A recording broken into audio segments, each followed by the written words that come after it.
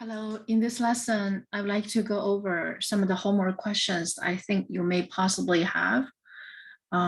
If you have, I will also probably, if you have time, I will also address and look at some other homeworks that you might have questions with. And I'm asking you guys, if you have any questions about homework, please send them my way. So I may include those, I will include the explanations to you in the next episode of the homework guide. Okay, so that will be very helpful for me, and it will be helpful for you if you have any questions on homework. If you have any special requests on specific topics of the, of a pre-calculus, right? Anything that's on, all the 6 courses, and feel free to reach out to me, and I'll be happy to answer your questions. Now, let's look at homework number 5. Okay, so this is a homework guide. The homework guide is primarily focused on what we have covered in this week, and sometimes may include something in the previous week. And typically, the first question I was asking you to use the unit circle to mark points. Okay, to mark the point. There's a correspondence between the points on the unit circle, okay, in terms of sine function or cosine function. In this case, of course, this is a cosine curve. It's a cosine curve. For cosine curve, we know that on unit circle, it will be the red number. Once again, what do we emphasize and what do we want you to be able to do, okay? Which is going to be enhancing your understanding of the definition, which is the 3 pillars of trigonometry.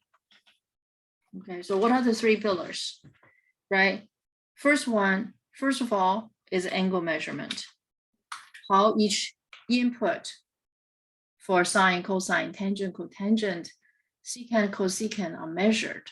Okay, so every angle, every input, right, is measured from standard position. Input for the 6 trig functions, right? So angle A is measured from from the standard position. Of course, we understand what is the standard position,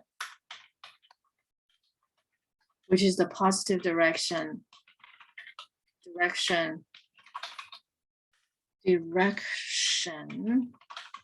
of x-axis, right? We kind of take it for granted, but every time we wish every time you deal with trig questions, just be aware these 3 pillars, right? Of course, we know what's standard position, positive direction of x-axis. That is the standard position.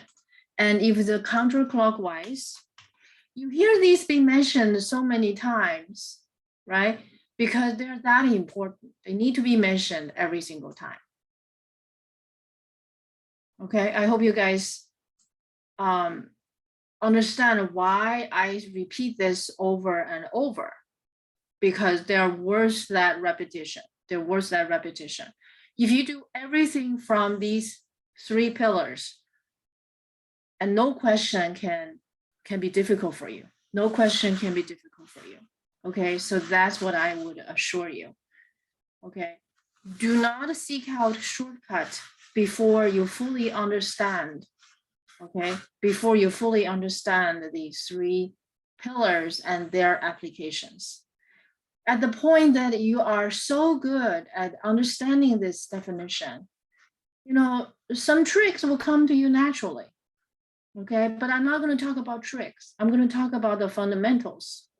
Okay, so we learn the fundamentals here, and you will be tested on the fundamentals. Okay, so measure from the standard position if it's a positive angle, and of course it's a counterclockwise. Okay, counterclockwise measured from the standard position. okay? Negative angle means it's measured clockwise from the center position, right? So this is so easy to understand, okay? You will find out when you deal with polar, you also have the same way of measuring angles, okay? The second one, of course, is reference angle, okay? Reference angle. Reference angle is the positive acute angle between what? Between the terminal and x-axis.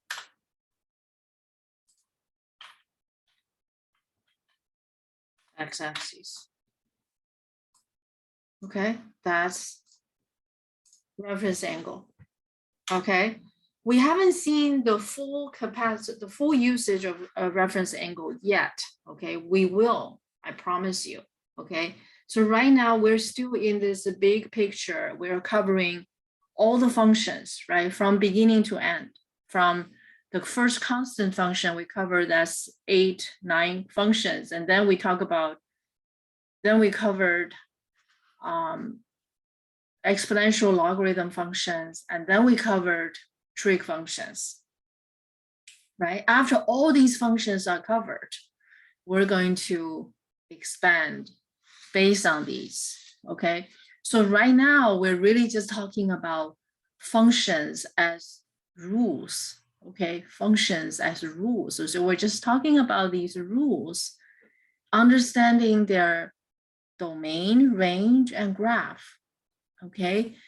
After this, okay, we will expand on how we use it, how we use them, okay? So we'll get to the other parts. Definition, okay, so D for definition. In the definition, okay, there's a specific assumption. So we pick any point, okay, any point, okay? So we have a point, right? X comma Y is any point. So the specifics about this point is very important. X comma Y is any point like what? Okay, on the terminal side of the angle, okay, other than the origin. Okay, so once X and Y are set up, right? Once X, Y is set up, we will define R. And R is defined as the square root of X squared plus Y squared. Okay, so for example, suppose we measure an angle from the standard position. Okay, from the standard position. Okay, so we measure and we have a terminal. We have a terminal. Suppose the terminal is here. Okay, and on this terminal, right, we just pick any point on the terminal. But this point cannot be the origin. What happens if the point is origin? In the case that the point is origin, then, well, X will be 0, Y will be 0. In that case, R will be 0. So when we require the point cannot be the origin, that guarantees that R is going to be larger than 0. So this guarantees R is going to be larger than 0. Even though in the definition, it didn't say it, we can safely draw that conclusion. We can safely draw that conclusion. So this is what you get when you read between the lines. Okay, this is what when you read between the lines, you start to infer, right? You start to, let me put the words, reading between the lines. Reading between the lines, okay? This reminds me of a Sesame Street series called Reading Between the Lines, right?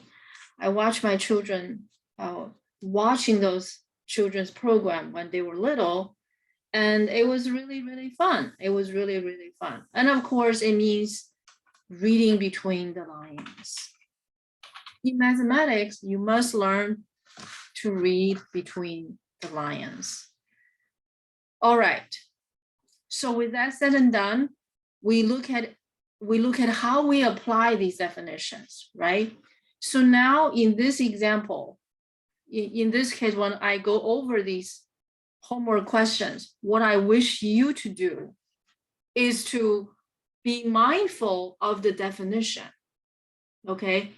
Be mindful of the definition, the whole 9 yards. So every single number you get, it comes in that way. It comes in that way. Okay, say for example, I'm going to, so I'm going to use the unit circle. For example, right? As we have gone this far, right, we have constructed all of these points, right, in the previous weeks. Now we're going to bring everything together. For example, right, what I would like you to do, right, I would like you to create a cosine pi over 6, which is equal to √3/2. This is an example, and this is what I wish you to do for each particular point. For each point on the curve. So what are the points on the curve, right? For example, the first point, this point, this purple dot, right? This purple dot, if you guess the point, right?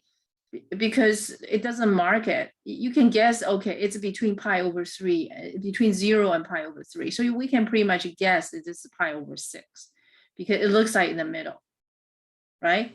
So what I would like you to see, what I like you to do is when you work on this point, and you need to understand this is a cosine curve, right? We did a cosine curve in the lessons, and you know that this is a horizontal. For this point, there's an input, there's an output, right? And the input is the arc length. Okay, the input is arc length. Okay, this is pi over 6, right? And the output is a red number.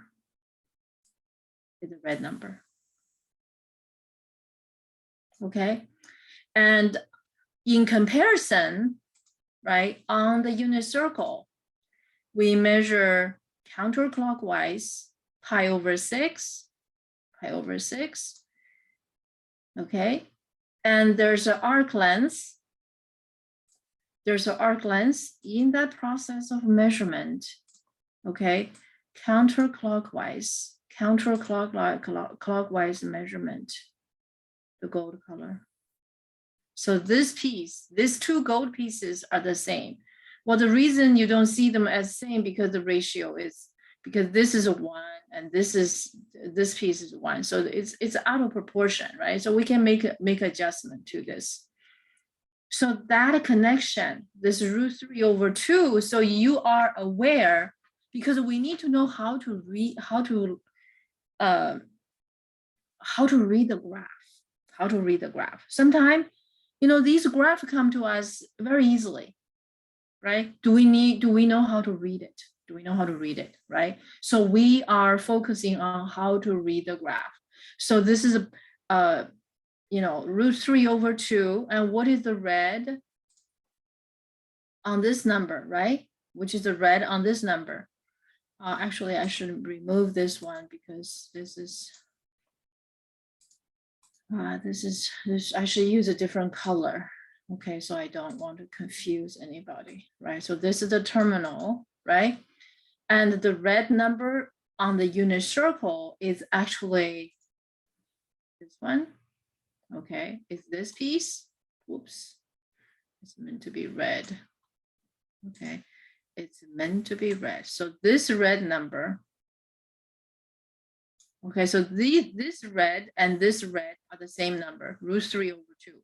So the making of cosine curve is really just the arc length, okay, for that specific angle be measured, okay, the arc length and the x coordinate, the x ratio, okay, so it's orange, is the gold color, arc length, and the red, which is the x value.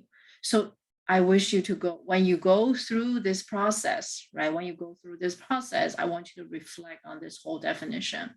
Okay, let's do another example. Let's do another example. And this time I'm going to do a -1. Okay, this time I'm going to do a -1. On the -1, say we're going to do -pi/3. Okay, -pi/3. If we do -pi/3, if we do -pi/3, this angle, if we measure on the unit circle or on rectangle, on the coordinates, you know, from the angle measurement principle, right? So we are going to measure from the standard position, right? -pi/3, -pi/3, right there. And when we do such measurement, there will be an arc length, okay? But this arc length will be negative, okay? This arc length will be negative. Okay, so this piece, okay? And this arc length is going to be the same as this piece, -pi/3, okay? And there's a -half, which is covered, right? And oh, never mind. I'm sorry. I marked the wrong place. Okay, let me do it again. Let me do it again. Let me redo it. Sorry about that. Okay, I want to show this number here. Okay, I'm going to show this number here. Now we have -pi/3. Okay, I just measured. I just made it too long. Okay, -pi/3, which is this length on the curve, on the unit circle, is this piece, -pi/3. They're the same length, okay? Now, what is the ratio, right? So this is the input and that's the output. The output will be the red number. What's the red number? The red number would be 1/2, right here. +1/2, right there. Okay, and in the process, I wish you to observe, because in this set of homework and the previous set of homework, you will compare, okay, this is -pi/3, how about pi/3, right? And then you realize cosine actually is an even function. When we do this and we observe these points on the left and right, that's why we do 2pi on, you know, -2pi to 0 and 0 to 2pi. So we have a vivid understanding that this function indeed is even, okay, and what it means to be even, right? So once you practice on that, you're going to see, and all these learning becomes actually very active learning, and you can use them because you've touched them, you've seen them, you play with them. And so that's what I wish you to do. Okay, so, and I also wish you to write it down, those mathematical expressions properly. Okay, so these expressions, right, in the box, this expression, I don't know how did it show up in the box? Did I do that? Never mind, I don't know. I'm not sure I did that, but anyway, oh, okay, whatever, okay. So this kind of expression, okay, when you write this expression, right? When we write that expression, in our current case, we're writing that expression, it really is talking about when we write cosine of -pi/3, right? -pi/3, we just did, right?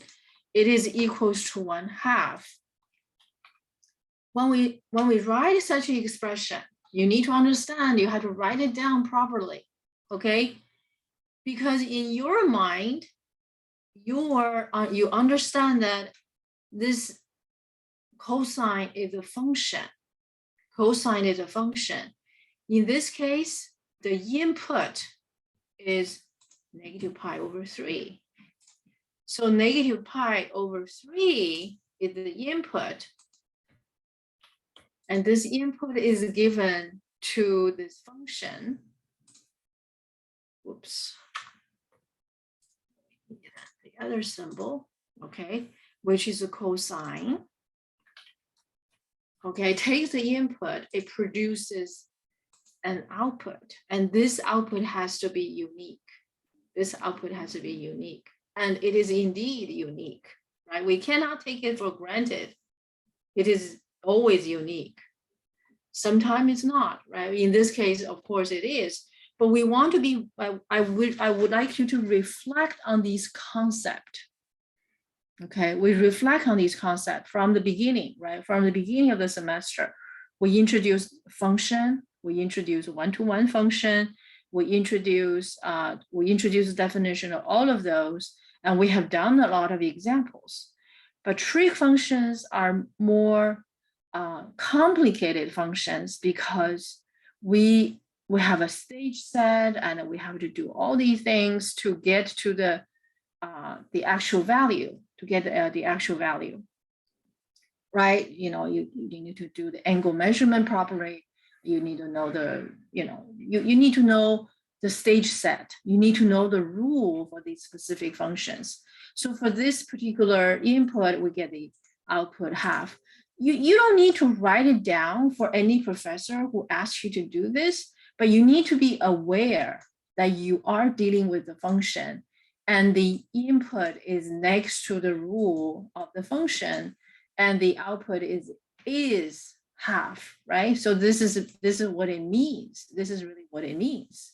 So I wish you to do for all of my table is shorter, right? Because I don't think it's necessary. So you need to work on all of these points. As you're going through this, you're just going to be automatically better at doing this, okay? It shouldn't take you that long, but the reflection of all these concepts, right? And sometimes you observe something interesting. See, you can observe the even function feature from the unit circle, right? From these special values. And then you may think, oh, what if it's not a special value, right? So the other thing that you might be thinking of that, what is the role of that quiz I gave you, that 32-point quiz I gave you, right? You guys remember that? For that quiz, what role does that quiz apply here? Okay, so for that reason, I want you to think about that. They actually are connected by the same, by what? By the same concept, which is ARD, which is the 3 pillars here, okay? So at this point, I will bring back, actually I have that, I have those drawn, so I'm gonna bring that picture to you. Okay, so we can have a discussion here, okay, to make all of these connections, Okay, so what is the role that we have here? Right, this is not a special angle. This is not even a unit circle, right? This is not even a unit circle. And you guys have done the quiz. You've done the quiz. So we certainly got values, right? For example, in this, when you did this quiz, you probably got the value for, let me make it just a little bit smaller so we can see a bit more of it. So take for example, for cosine, right? Suppose I have the terminal, right? The terminal is measured from the standard position. So it terminates here at 4, 3, right? And boom, 4, 3, right? And this is the terminal. This is the terminal. And 4, 3 is a point on the terminal. This is certainly not on unit circle at all, right? And then what have we discovered? Well, for that question, you certainly have you found the value for cosine of this angle. Suppose this angle is alpha. Okay, suppose I'm going to call this angle alpha, right? So this angle is alpha, okay, from standard position to the green terminal. And we measure counterclockwise, okay? So we have an alpha. So this alpha, so let me mark it here. Okay, so this is alpha. This angle is alpha. Okay, so cosine alpha, what would that be? Well, you already did it, right? We found the R is 5, and cosine alpha is going to be x over R, definition, right? You see definition. And this point is going to be 4 over 5, because we have x equals to 4, y equals 3. So the cosine alpha is 4/5. And we also found out that sine alpha, right? Sine alpha is y over r, right? And that equals to 3 over 5, right? So these two numbers together, right? These two numbers together, one is 4/5,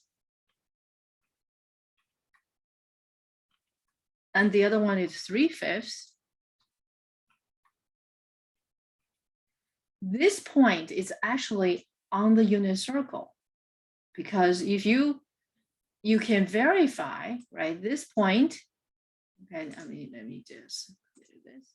I'm going to bring it down. This point, okay, this point, wait, I need to do that.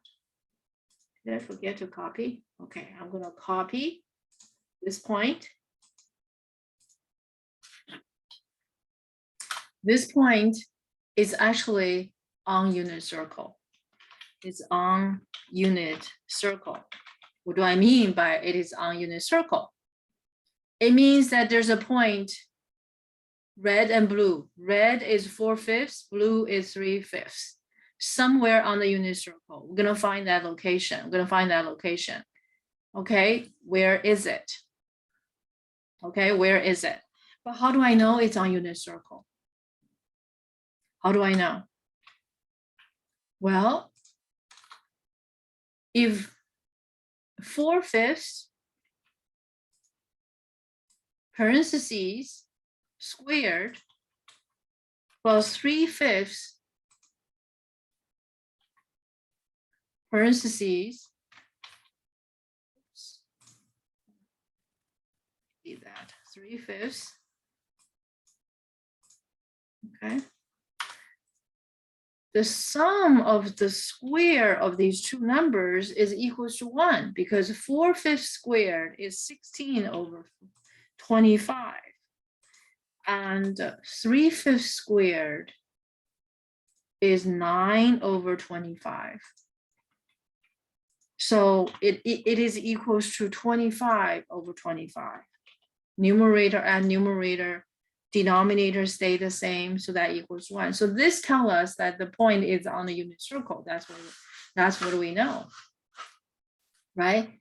So from that point, then the question is, hey, we don't have that point on the unit circle here. It's not marked, but we can find it. It's somewhere. So if we measure that place, right? Of course, we don't know this angle. We don't know the angle either, right? Because they're not special. Because we have learned arc cosine and arc sine, we can identify that angle as well, okay? But right now, let me mark this point. You see, if you look at these points, right, 4/5, 4/5. So you can just measure, this is a 1, right? So 4/5 is about 0.8, right? 3/5 is about 0.6.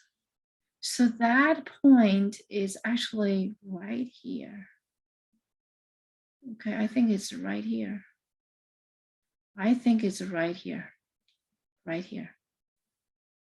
Okay, it's right here. So what I'm going to do is, I don't know if you guys can see those 5 numbers. Okay, so I'm just going to measure that angle. It's going to be just over there. Okay, it's going to be right there. Okay, 0.8. Okay, because this point is 0.8, comma 0.6. Okay, if you like to see decimal numbers. Okay, so 0.8, 0.6. Okay, 0.8, 0.6.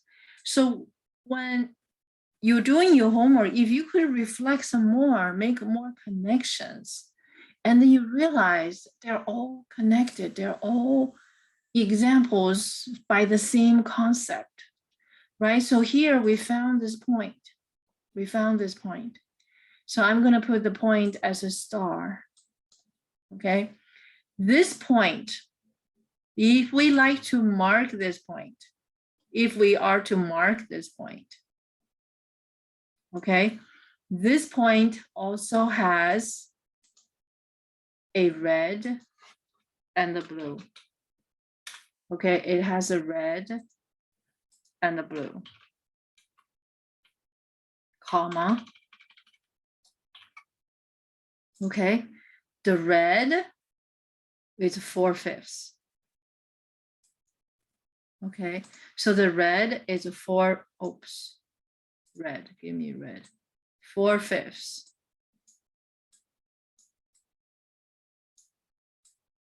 And the 3/5 is a blue. 3/5. What we see here is that 4/5 is in the same family, which are the cosine ratios, as the red number about the unit circle. And the 3/5 are in the same family with the blue numbers, which is the sine ratio. Okay, which are sine ratio of this. All of the blue numbers are sine ratio. So when you see that, this unit circle again, you're not just going to think, oh, we just have how many numbers we have? 1, 2, 3, 4. We're not just having just a number. We don't have lots of points. There are many, many points. Okay. So in fact, there are many, many possible terminals. Okay. Each terminal that terminates anywhere between, if it's non-special, for that non-special one, we all have for each piece, we have a red number, we have a blue number, and all of these possible dots. And there are infinite number of dots. Okay, so now let's come back to talk about what would this angle be, right? What would this angle be? I haven't given you questions to test you on that, right? But doesn't mean in the future we will be actually dealing with these kind of questions from a different perspective. But here I want you to see how ArcCosine or ArcSine are going to be used to determine what that angle is after all, right? So because this is not a special angle, right? So what is it? So what is it? In other words, what is that arc length? What is that arc length after all? What is the arc length? What is it? How do we find out? And this is where the ArcSine picture or ArcCosine will come to our application. Okay, so we're gonna have ArcSine. If you use ArcSine, we're gonna use 3/5 because here In this case, you can use either one. Okay, so this is really outside your doing your homework, but I would like you to make those connections. The more such connection you make, the better off you're going to be. And it's going to save you tremendous amount of time because you have them all connected already. Okay, but anyway, to identify this angle, we're going to have arc sine 3/5, right? When we talk about arc sine, we know the domain and range. The domain for arc sine has to be a ratio between -1 to +1, and 3/5 obviously is right between -1 and 1. So when we are doing this, we need to be aware of the domain and the range of arc sine, right? Which is that domain has to be the absolute value of the ratio has to be less than or equals to 1. And the output, right, whatever ratio that is, the output is going to be between -pi/2 to pi/2. In particular, in our case, because we have a positive ratio, right? For sine ratio, if it's a positive, it's going to be in the first quadrant or the second quadrant. But we know the range for arc sine, right? The range for arc sine, we chopped off, right? The quadrant 2 and quadrant 3, right? So we crossed them out. So we only have quadrant 1 and quadrant 4. So you can see all of these now are together. So arc sine of 3/5 is going to be, never mind, sorry about that. Okay, this number, this quantity is going to be between 0 to pi/2. 0 to pi/2. It's going to be between 0 to pi/2. Why? It's obviously not going to be 0, right? Only sine 0 equals to 0 in this interval. It cannot be pi/2 because cosine, arc sine 1 is pi/2. Therefore, it has to be in between, right? So now, truths to be reviewed, and this demonstrates the application, the true application of arc sine, arc cosine is to determine the non-special angles, because we already know the special angles, right? We already know the angles corresponds to the special, ratios. So the true application for arc sine, arc cosine are to determine the non-special. That's how the programs are being created and installed in your calculator. So now let's find out what this value is. It's going to give you radian value. Okay, this is radian value. For this radian value, then, we know this arc length is 0.6435 approximately. Okay, so that's the arc length. Non-special.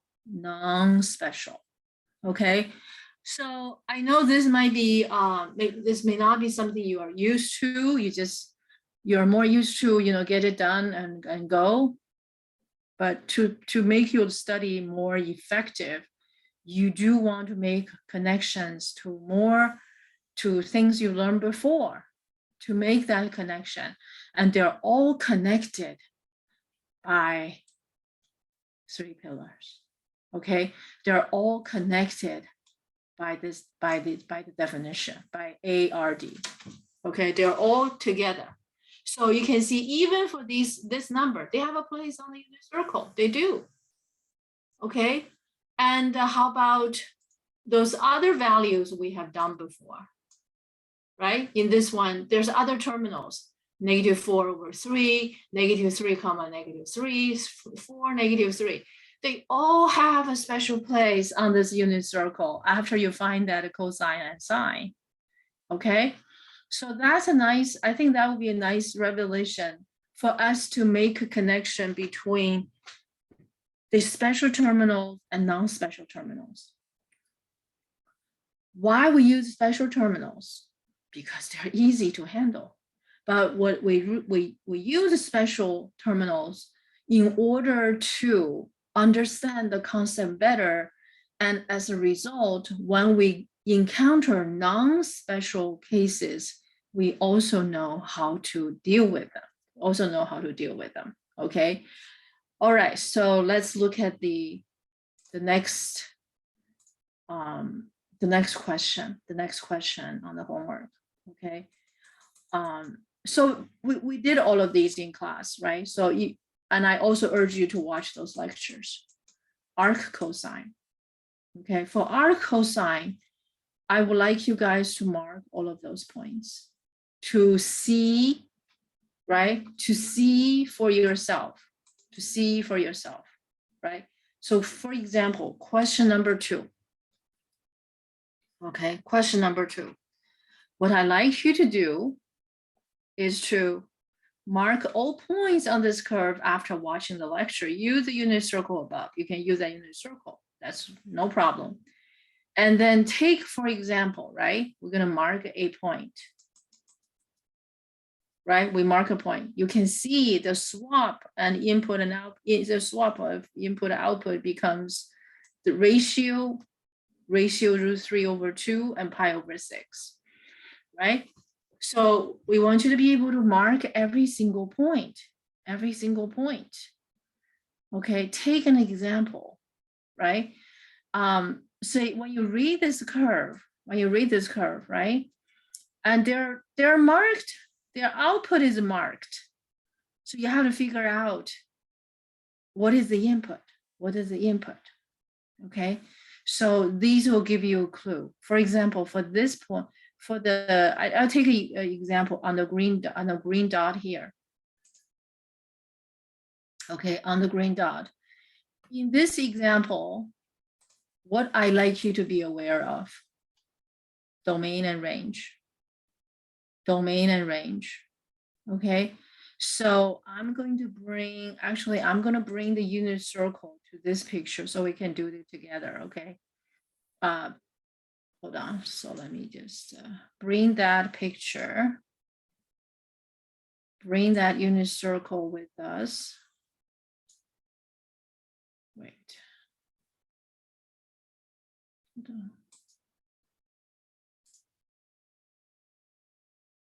Okay, this case. Okay, I have unit circle everywhere. So I'm going to bring this unit circle with us so we can look at these unit circles along with that curve, right? We understand in the making of ArcCosine, we have to do something about the unit circle, and we also have to do some truncation on the cosine curve, right? From the unit circle's perspective, right? What we have done is that we truncated, right? We truncated quadrant 3 and quadrant 4. So we only have quadrant 1 and quadrant 2 for cosine and ArcCosine for that ArcCosine and its inverse, okay? So with that understood, right? Take, for example, we have a ratio from the input will be the input for cosine. So let's write it down this way. Okay,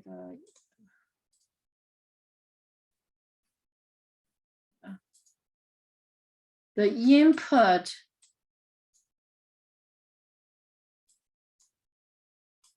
okay. The input for cosine is angle, right? We have the function.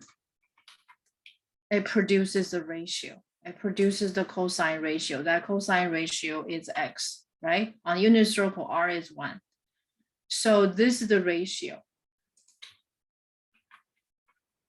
right? And the ArcCosine take all possible ratios. Okay, so X is the ratio, and it is an ArcCosine produces angle, but those angles has to be in a specific interval because cosine is not 1-to-1. So this cosine, okay, is going to be between 0 to pi.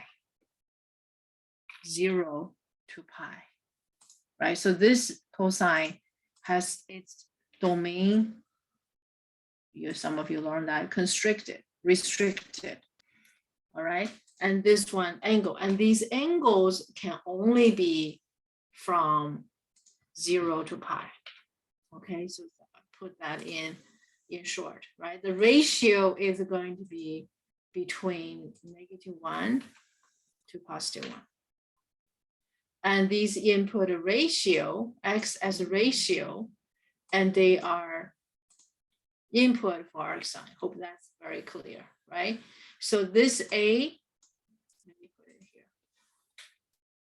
okay, is between 0 to pi, between 0 to pi. So these two functions are inverse to each other. That's what happened in the first quadrant and second quadrant. Okay, that's what happened in the first quadrant and second quadrant. With that understanding, what I like, I'm not going to write all the points. Okay, so I'm just going to show you the process, right? It's been done in the recorded lecture, right? So when we look at this unit circle, and you can also look at this curve, right? You also look at the curve. So for cosine in this relationship, right? So if we are to make a table, right? So maybe we can make a table, okay? We make that table in such a way, I'm not gonna make a big table. So here, the row, they're on 2 rows, I'm gonna have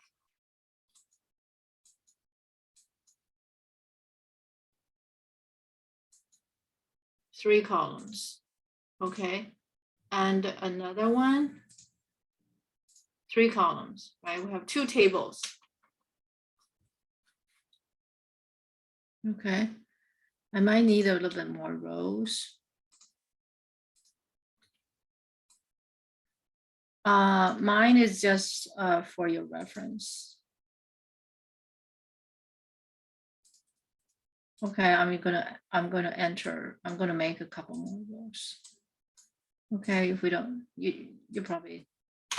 All right, so one is for that guy, right, for cosine. And the other one is for ArcCosine. To see if I have enough space for it.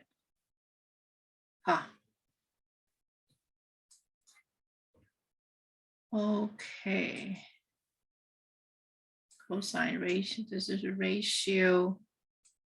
And this one is a ratio. I wish to make them side by side. I think we probably can manage that. Okay. Does it fit? Okay, just take an example. Okay, just take an example. On the unit circle, right? We have, you can go from 1 to -1. Look at the red number, 1 to -1 or -1 to +1, either way, right? So for 1 is too easy. I'll leave that for you, okay? Say pi over 6, okay? Cosine pi over 6. So pi over 6 as the input. Okay. So this is just a little bit too long.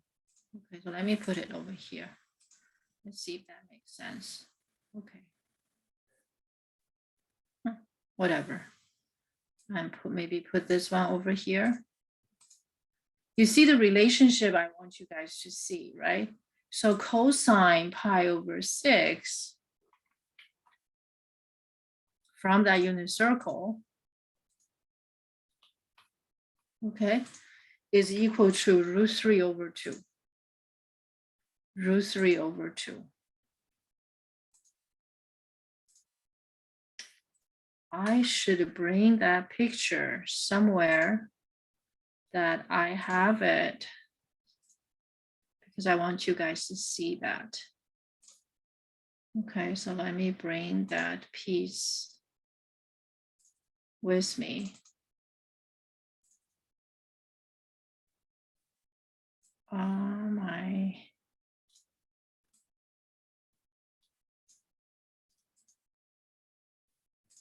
one more picture. I have a bunch of pictures. Where are those pictures? I closed it somehow.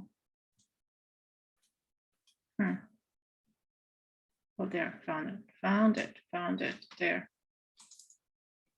The unit circle. There you go. I'm going to bring that unit circle into our theme. I want to see if you can see it.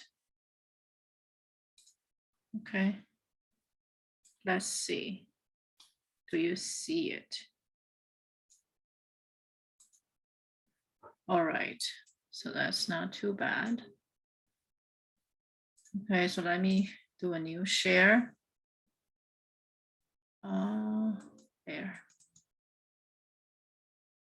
Let's see. Do we see that? New share.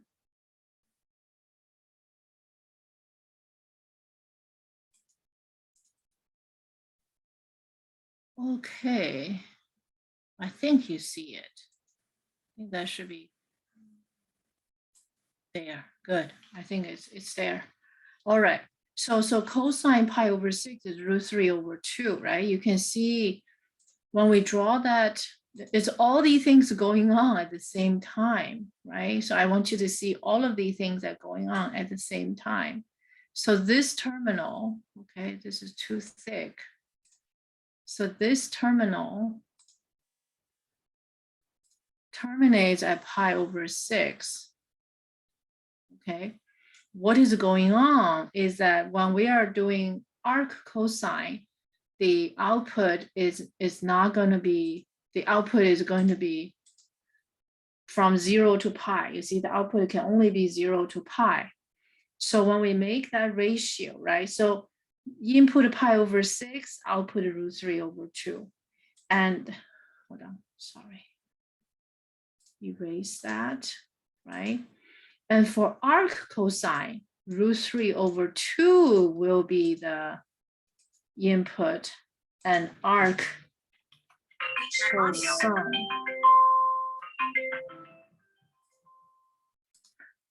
So on this side will be cosine of the ratio, which equals to pi over 6. And you can see on this unit circle, right, on this half, right, there's a 1-to-1 correspondence between the red number, the red ratio, you know, the angle ratio to angle, that's 1-to-1 correspondence. Let's look at another example, which is if we measure 3 pi over 4, right? And from standard position, 3 pi over 4. And we will see that 3 pi over 4 is the input, and the cosine of 3 pi over 4 is negative root 2 over 2, okay? Negative root 2 over 2.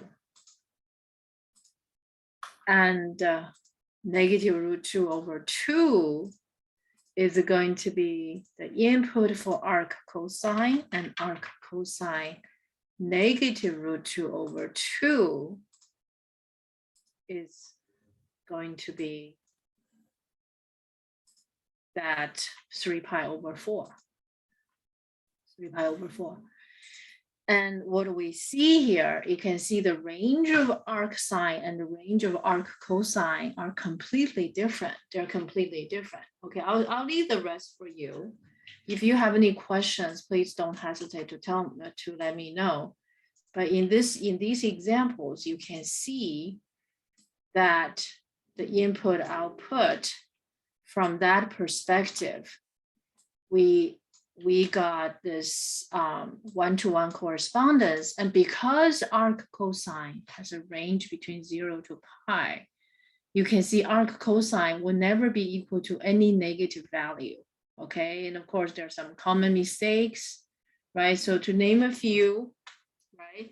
Some of the common mistakes is confusing arc cosine with arc sine.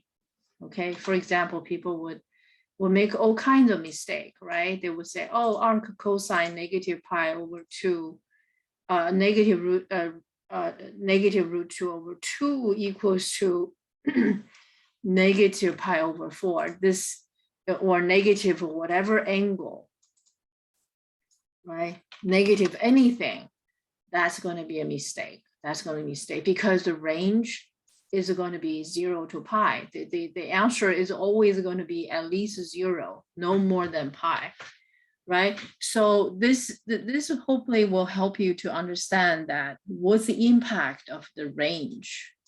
Range tell us what to expect, okay? So with that understanding, you're going to do point by point, and you see why for sine or for cosine is this situation.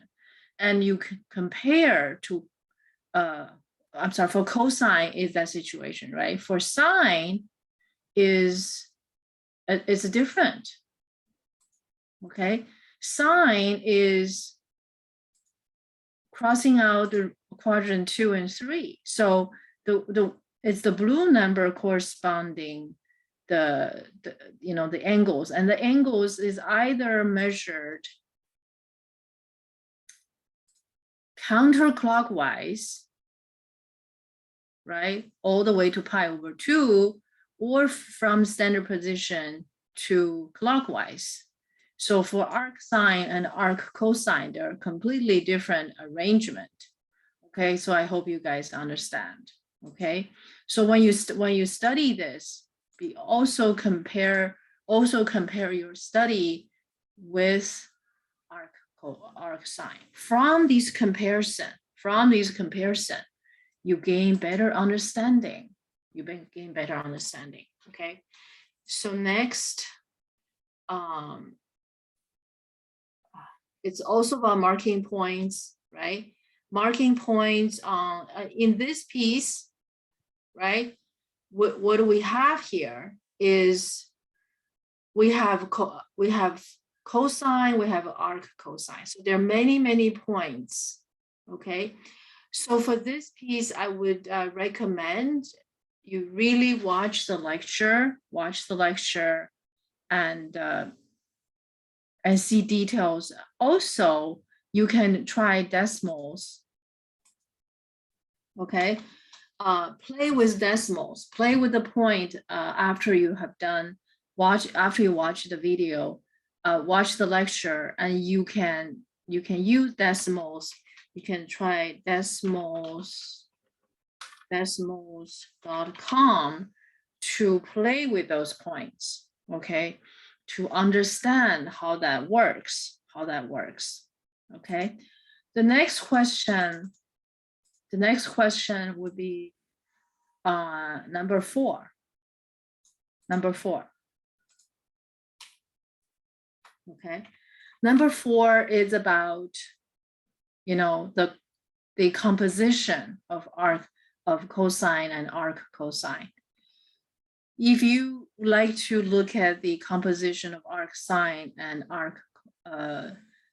and cosine and arcsine and sine, right? We did, you have homework last week, which is the composition of sine and arcsine. And this week you have composition of cosine and ArcCosine.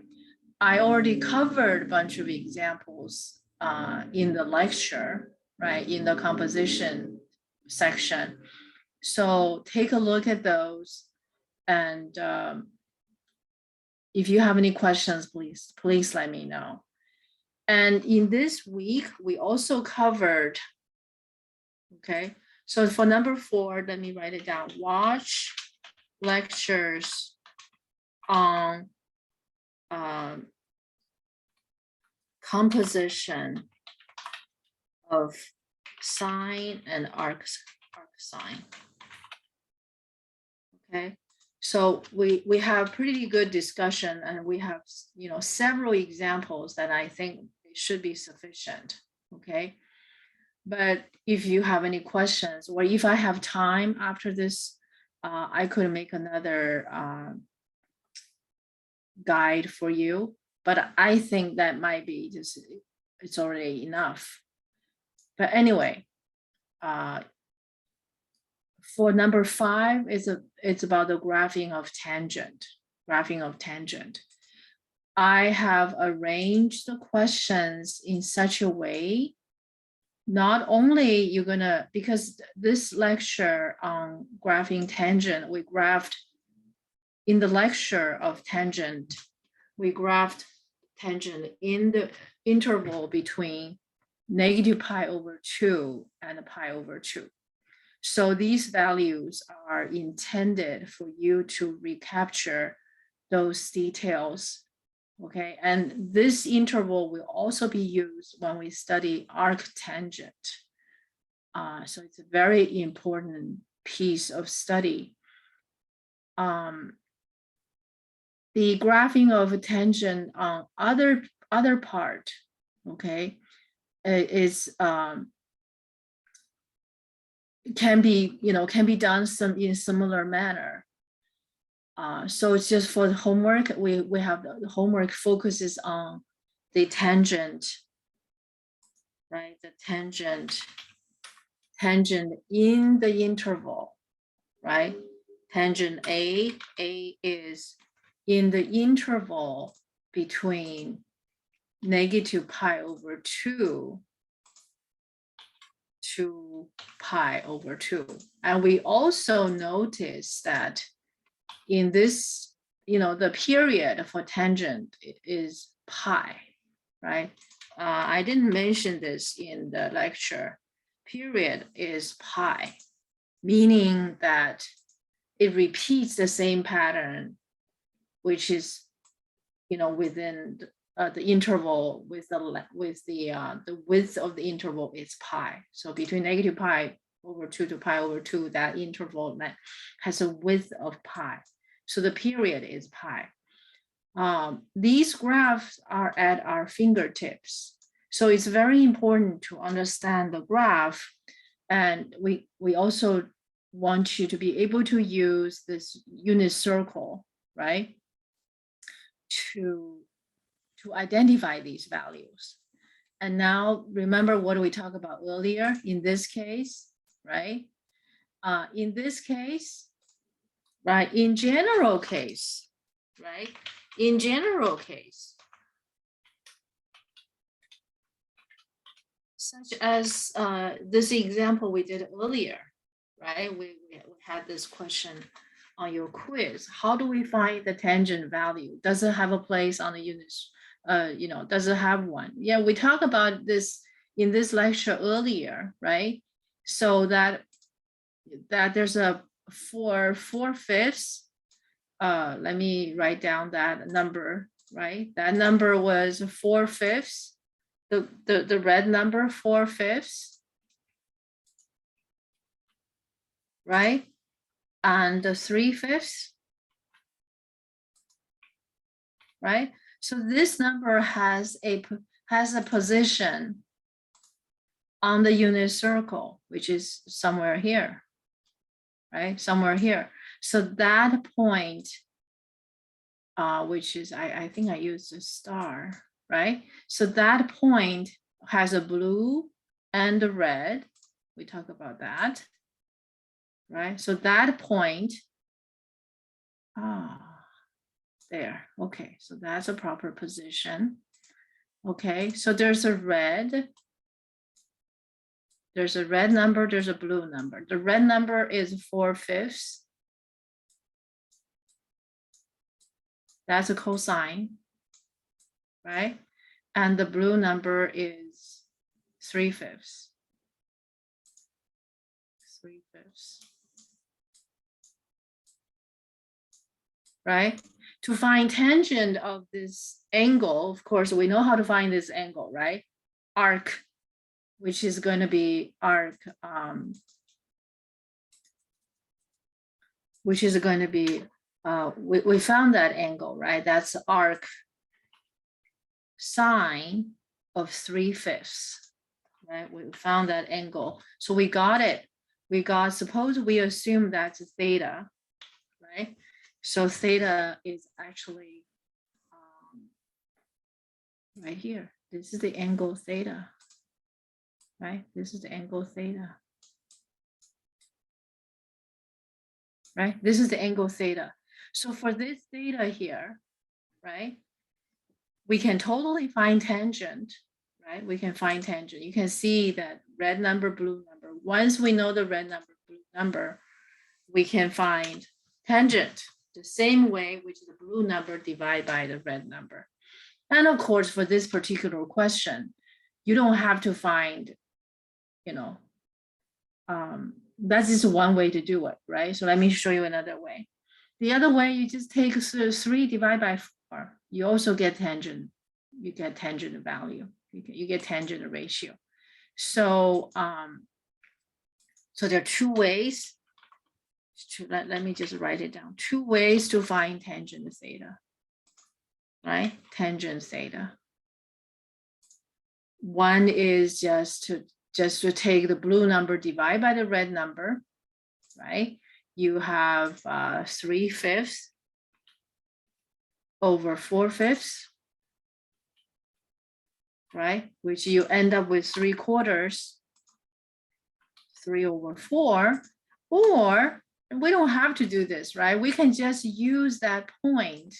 We already have 4, 3.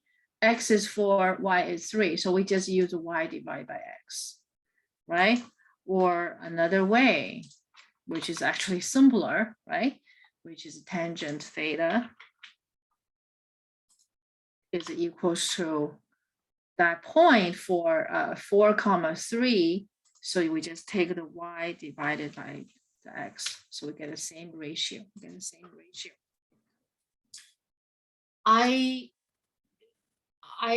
So far, I may not have a lot of time to cover cotangent because I'm still debating how much time I'm going to do to cover cotangent. But I do want you guys to think about what if you deal with a cotangent, right? Cotangent. And for tangent, we have a study about domain and range. For cotangent, how do we determine the domain and range, right? So before that, and I think if I do cover, that will be next time. But just the, just the thoughts, right? Just the thoughts. And I would like you to maybe, get started to think about that, right? Because you have the method of study, and we've been using these method of study, right? So you can study cotangent, just think about it, right? Some of you is a review, because cotangent is not very much covered usually in textbooks. A lot of textbooks, they just pass it by. And so for tangent, so maybe I should cover a cotangent in details. But tangent is used more often. So that's why tangent is covered more, in the literatures. And the next question I'd like you to think about is that from the question number 5, right? we can also observe, is it the odd function? Is it tangent odd? Is tangent odd? Is the tangent odd or even? Right, so that question is posed for you. What do you think? Is tangent even or tangent odd?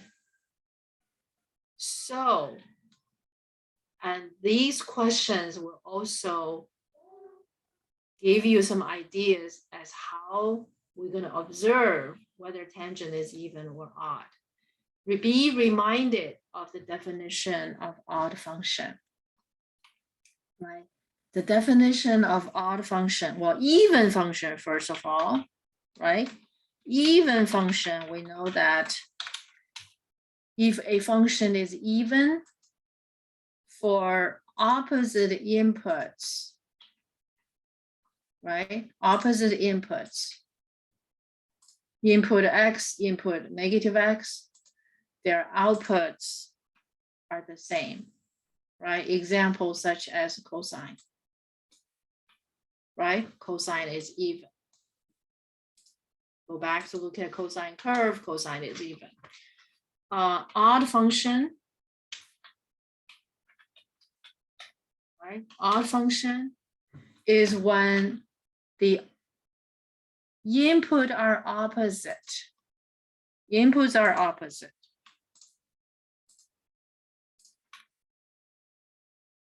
Okay, opposite inputs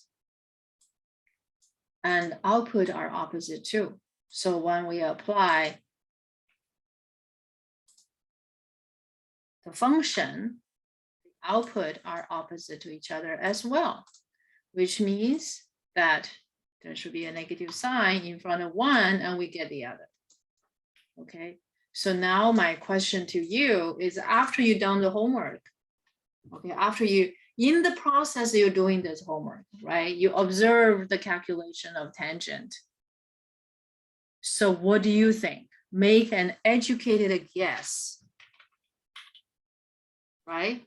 Guess and verify, right? You have so many examples. At least you see we have these 3 pairs of examples. From these examples, it will help you to make some kind of guess.